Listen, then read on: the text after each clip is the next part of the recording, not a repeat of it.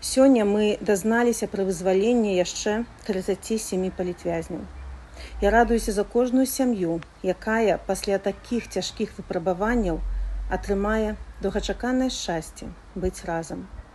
Я радуюся за кожнага дзіцяці, якога абдыме вызваленая маці. А так чаканы бацька прачытае казку на ноч. За кожнага, хто зможа пацалаваць свайго мужа ці жонку. Гэта яшчэ нядаўна цяжка было ўявіць, але ўжо некалькі месяцаў запар мы бачым, што людзей вызваляюць за кратаў да заканчэння тэрміну. Гэта крокі ў правільным накірунку, і вызваленні павінны працягвацца. У той жа час праваабаронцы працягваюць атрымліваць інфармацыю пра новыя допыты, новыя арышты, тэрміны і штрафы. З'яўляюцца новыя палітвязні.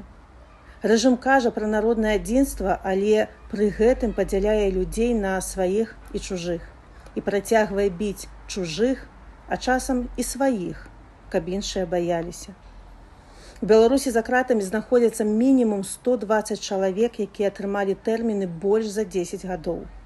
Пра якое народнае адзінства можна казаць, калі ўжо 1,5 гады мы не чулі нічога пра Марыю Калеснікаву ці Мікалая Статкевіча, Ігара Лосіка ці майго Сергея Ціхановскага. А зняволенаму нобелеўскаму лаўрэату Алесю Біляцкаму не перадаюць лекі. А маму 2 сыноў, Паліну Шарэнду-Панасюк, працягваюць катаваць у турме. Рэжым спрабуе стварыць ілюзію, нібыта вызваляе злачынцаў, але яны не ўчынялі ніякіх злачынстваў, толькі мелі смеласць мець свае перакананні. І пакуль хоць адзін чалавек застаецца за кратамі, мы працягнем рабіць усё, што магчыма, каб кожны выйшаў на волю і вярнуўся дадому.